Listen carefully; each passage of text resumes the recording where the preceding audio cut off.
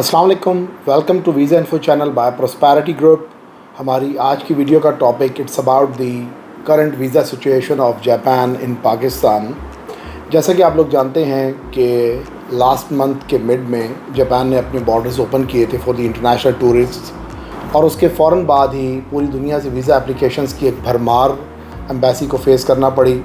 अगर स्पेसिफ़िकली मैं पाकिस्तान की बात करूं तो इनिशियल डेज़ में इतना ज़्यादा क्राउड नहीं था, ना ही इस्लामाबाद की जापान एम्बेसी में, लेकिन उसके फ़ौरन बाद चंद ही दिनों के बाद देखने में ये आया कि 2-2, 3-3, 400 लोग डेली जापान एम्बेसी जाना शुरू हो गए, और जापान एम्बेसी को मजबूर हो के अपनी number of applications per day जो वो एक्सेप्ट कर रहे थे उसको रिस्ट्रिक्ट करना पड़ा, जो वो इनिशियली 200 पर लेकर आए।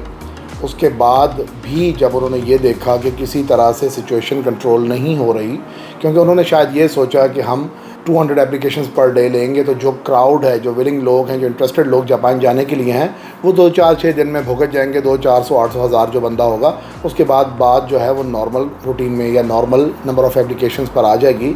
बट ऐसा नहीं हुआ। तो 2 एप्लीकेशंस पर डे लेने के बावजूद दिन के 3-3, 400 लोग वहाँ पर जाना शुरू हो गए। बेसिकली ये तो पाकिस्तानियों का एक ट्रेंड है कि जिस तरफ एक शख्स दौड़ पड़े तो भेड़ चाल हम फॉलो करते हैं, जिसे शीप फैक्टर कहते हैं। सब लोग उसी तरफ दौड़ पड़ते हैं। जहाँ का एक बार ट्रेंड थोड़ा सा फेमस होता जाए, सारी दुनिया उसी तरफ दौड़ पड़ती है, रिगार्डलेस के वहाँ क्या होगा क्या नहीं होगा, उस चीज़ में फ़ायदा है, आपका नुकसान है, क्या आपकी ज़ात के लिए वो चीज़ यूज़फुल है या नहीं है, लेकिन बस सब दौड़ रहे हैं तो हम भी दौड़ पड़ें। तो यही कुछ हुआ कि पहले जापान एम्बेसी को अपनी नंबर ऑफ़ एप्लीकेशंस को 200 पर डे पर रिस्ट्रिक्ट करना पड़ा। उसके बाद उन्होंने उस नंबर को रिड्यूस करके 100 पर डे पर लाया। जब सिचुएशन कंट्रोल नहीं हुई, आखिर वो भी इंसान है, जो वीज़ा ऑफिसर्स हैं, डेली की वीज़ा एप्लीकेशंस उनके पास भी डेली बेसिस पर आ रही हैं।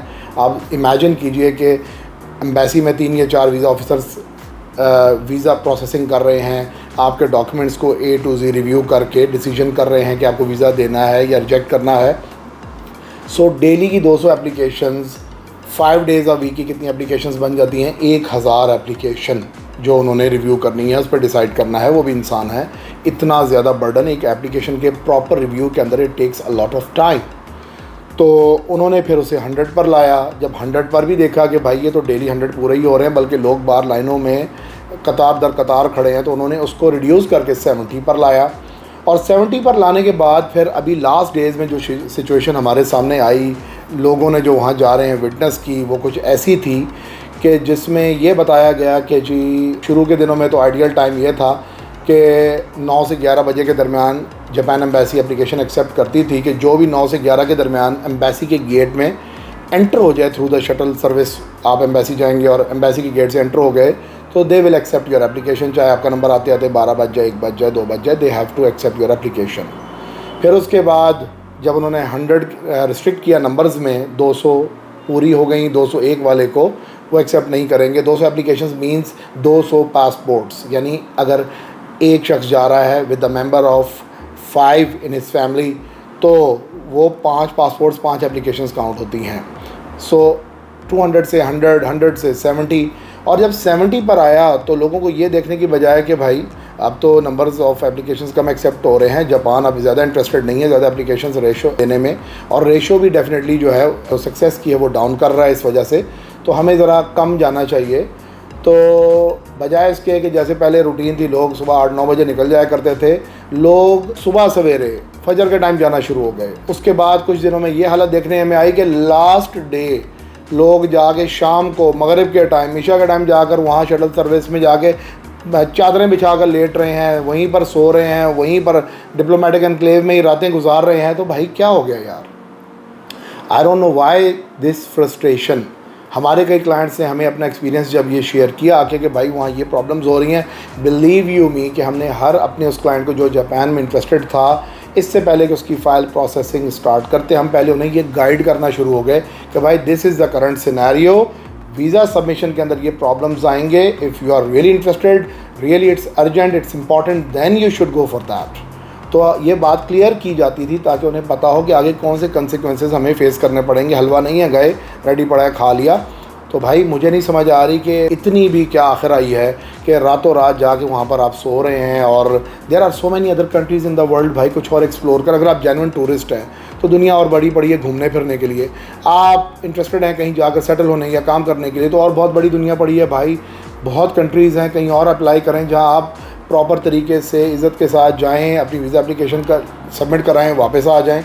सो आई डोंट नो, बहरहाल पाकिस्तानी टिपिकल ट्रेंड। सो हुआ सब कुछ, और उसके बाद जिस चीज़ का ख़दशा था, और हम अपने क्लाइंट्स को बता रहे थे कि जी अब ये अपॉइंटमेंट सिस्टम स्टार्ट होने वाला है, वॉक इन सिस्टम ख़त्म होने वाला है। तो 70 पर डे के बाद आखिरकार जापान ने मजबूर होकर अपना अपॉइंटमेंट सिस्टम अब इंट्रोड्यूस करवा दिया है। अब जो करंट सिचुएशन है वो ये है कि if you are really interested to go to Japan, आपने थ्रू ईमेल या थ्रू फ़ोन नंबर आप जापान की ऑफिशियल वेबसाइट पर आप गूगल में सर्च कर लीजिए जापान एम्बेसी इन इस्लामाबाद।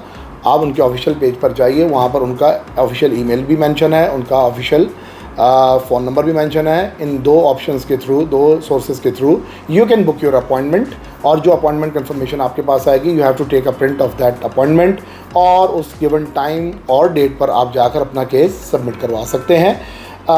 इसके इम्पैक्ट क्या होंगे? इम्पैक्ट जो मैं एज्यूम कर रहा हूँ वो अच्छे होंगे कि अब ओवरबर्डनड चीज़ें जो हैं वो ख़त्म हो गई। अब थ्रू अपॉइंटमेंट जाना पड़ेगा। एक वो क्लास जो अपॉइंटमेंट को समझती है, जो ये समझती है really is going to a worth applying to Japan visa, वो इसके लिए अप्लाई करेंगे, वो इन चैनल्स को अडॉप्ट करेंगे, और इनफ टाइम मिलेगा एम्बेसी को भी, वीज़ा ऑफिसर्स को भी to go through the applications. इसकी कोई लिमिट नहीं है। अब तक उन्होंने कोई नंबर्स ऑफ अपॉइंटमेंट्स डिसाइड नहीं किए हैं कि पर डे हमारी स्लॉट इस टाइम से इस टाइम तक ओपन है और आपने इस टाइम में, so you can book any time. हाँ, कॉलिंग के लिए उनका जो वर्किंग आवर्स हैं वो मंडे टू फ्राइडे हैं, आप उसके अंदर कॉल कर सकते हैं। सैटरडे संडे इज़ ऑफ, सो इसका ख्याल रखिएगा। और ईमेल आप किसी टाइम भी कर सकते हैं, whenever they go through the email, और आपको वो अपॉइंटमेंट उसकी जो भी अवेलेबल डेट और टाइम होगा उस पर कंफर्म कर देंगे। देयर इज़ अनदर न्यूज़, हमारी कुछ ऑफिशियल कुछ meetings and regarding the business matters, कुछ बड़े अरसे से कुछ चीज़ें पेंडिंग चल रही थी जापान के साथ। कुछ वहाँ पर कॉर्पोरेट सेक्टर है जिसके साथ हम अपनी कंपनी की एक्सपेंशन के लिए और अपने क्लाइंट्स को मज़ीद फैसिलिटेट करने के लिए फॉर द कंपनी फॉर्मेशंस, वो क्लाइंट्स जो जापान में अपना बिज़नेस स्टार्ट करना चाहते हैं और बिज़नेस के थ्रू वो ख़ुद और अपनी फैमिली के साथ मूव होकर वहाँ पर अपना बिज़नेस सेटअप स्टार्ट करना चाहते हैं, उसके लिए हम एक इंशाल्लाह बहुत जल्द आपको गुड न्यूज़ देने जा रहे हैं। हम एक वेंचर स्टार्ट करना चाह रहे हैं। तो सिंस बॉर्डर्स वर क्लोज तो जाना पॉसिबल नहीं हो पा रहा था। 2-2.5 साल से मेरी कुछ कंपनीज़ के साथ नेगोशिएशंस चल रही थी, but since border were close तो जाना पॉसिबल नहीं था। तो जो ही बॉर्डर्स ओपन हुए, I applied for the Japan visa and अल्हम्दुलिल्लाह माई वीज़ा गॉट अप्रूव्ड। ये देखिएगा। So very soon there are going to be very good news coming across इंशाल्लाह, जो मैं आप लोगों से शेयर करूंगा। आज 19 नवंबर है एंड 23 नवंबर को, यानी 2-3 दिन बाद, I have a flight, I am travelling to Tokyo, और इंशाल्लाह मेरा तकरीबन 1 वीक का स्टे है। And when I will come back इंशाल्लाह अपने जापान के रीसेंट एक्सपीरियंसेस के साथ। पहले जापान वाज डिफरेंट कोविड से पहले, अब कोविड के बाद जापान क्या है, वहाँ पर कैसी लाइफ है, वहाँ पर अर्निंग अपॉर्चुनिटीज़ क्या हैं, कोई वहाँ जाकर सेटल होना चाहता है तो उसके लिए क्या क्या अच्छे ऑप्शंस अवेलेबल हैं, एक्सपेंसेस पॉइंट ऑफ व्यू से क्या होगा, रिक्वायरमेंट्स क्या होंगी। सो इंशाल्लाह when I will come back, मैं आकर आपसे बाकायदा डिटेल में अपने एक्सपीरियंसेस के साथ, वहाँ की वीडियोस के साथ अपना सब कुछ जो तजर्बा है वो शेयर करूँगा इंशाल्लाह। So stay tuned. मेरे चैनल को अब तक आपने अगर सब्सक्राइब नहीं किया तो आप सब्सक्राइब कर लीजिए। मज़ीद अपने दोस्तों, फ्रेंड्स एंड फैमिली मेम्बर्स के साथ इसको शेयर करें ताकि when I will come back तो जो भी लेटेस्ट अपडेट्स हों वो आपको नोटिफाइड होकर टाइम पर मिल सकें। और इंशाल्लाह स्टे ब्लेस्ड, अपना ख्याल रखिएगा। थैंक यू, अल्लाह हाफ़िज़।